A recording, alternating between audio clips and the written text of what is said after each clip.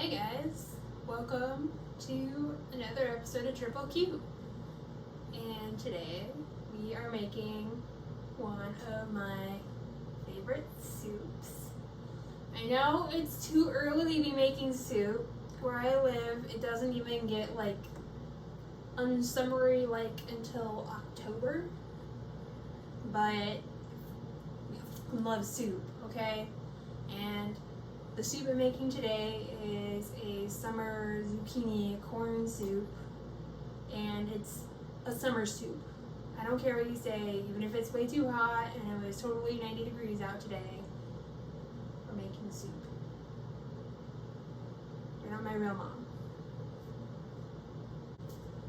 So let's continue. I have some bacon grease heating up on the stove. It's all melted. Shit, okay, it's all melted. So I guess we better get going. I have some chopped yellow onion and celery. It's celery. I just stared at it for a long time to remember what it was. Some onion and celery. We're gonna throw that in there. Ooh, shit. And we're gonna let that cook down for 7 to 8 minutes. Next, we're gonna throw in 5 cloves of garlic. The recipe says 4, but we don't let nobody tell us what to do. And we're gonna let that set for just about a minute and let the garlic just kind of infuse itself into our bacon grease, celery, and onions. It's gonna be freaking delicious.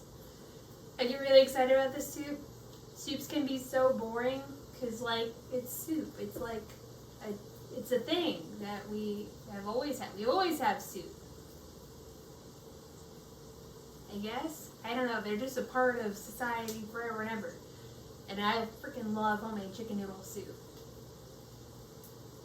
But there's something exciting about a soup that doesn't taste like other soup.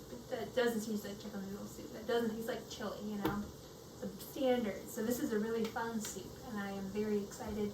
It's delicious. So prepare yourself to make this as soon as possible. This is freaking delightful. It's been about a minute. We're next going to add the chicken stock.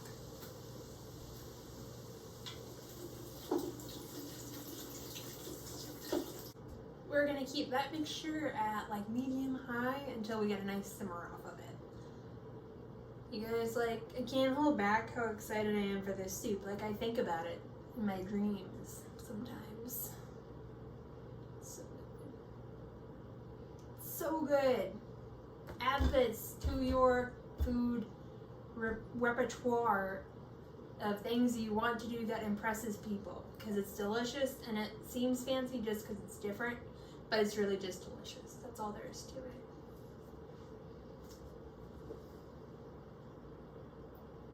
Short fun story. I was just turning on the lamp by my desk, and my desk is over there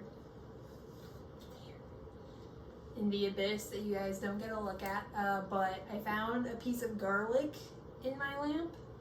If that just kind of goes to show how violent I am in my cooking habits. Sorry about it, little garlic. It's gonna be okay. I have other qualities. We are now going to add the potatoes.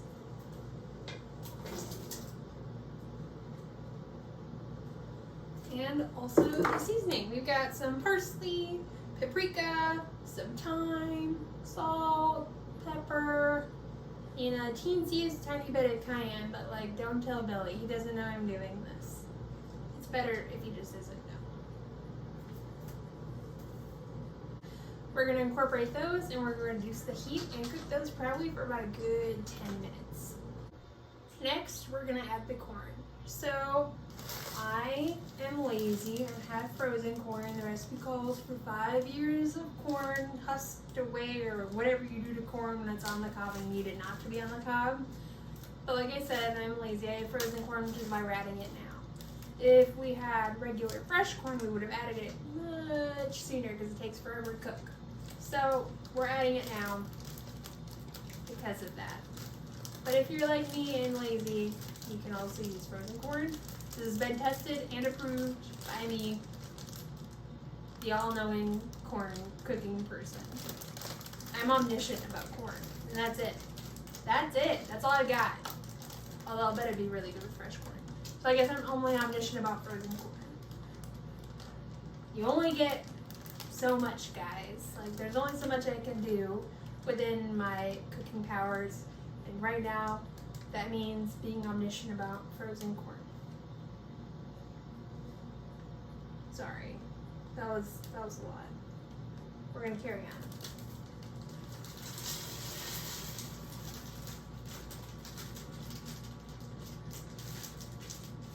So we're gonna add about a bag and a half. So this is about, this bag right here, it's 12 ounces, so it's gonna be like, I can do math, I can do this. 18 ounces of corn. Boom! Math. We're gonna let the corn cook for probably about 2 minutes before we add the zucchini. We're out of whiskey, guys. I got a refill. We're fine. Everything's fine. It's fine.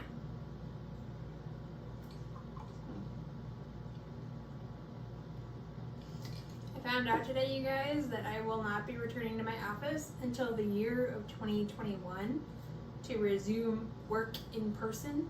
So I'm going to be quarantined possibly forever, which is probably a good thing. It's probably a good thing. There's a reason they're putting it off and making sure of the safety of the workers. And I hope all of your employers are taking safety precautions of a similar route to the degree that they can. Shout out to all your employers who are treating you right. And a anti-shout out to those who aren't. So now we're gonna dump in the zooks, or the zucchini. I always feel like it's really offensive when I call them zooks, but I still like it. So I'm sorry. Sorry, zucchinis. That's what they prefer to be called. So then the zucchinis cook for another 10 minutes into the soup. Hey guys, our zucchini is soft now and the soup is ready. So we are gonna take the immersion blender and we're gonna blend it just like a smidge, not a lot, just enough to make it a chowdery type consistency. If you don't have an immersion blender at home, use a regular blender. Just put like 2 cups of the soup in there and then you'll have still chunks but also chowderiness. So the next thing we're doing is we're going to mix it all together. And we are going to add our dairy products.